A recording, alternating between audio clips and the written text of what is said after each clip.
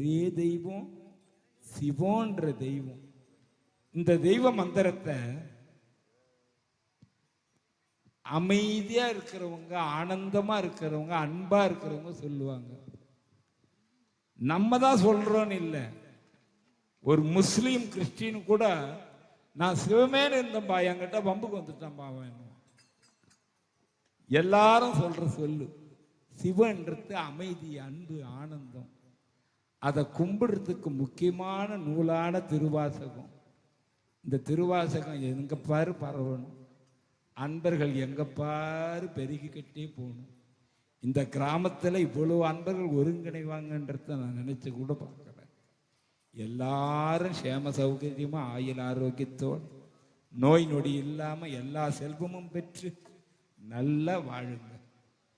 சிவாய நம.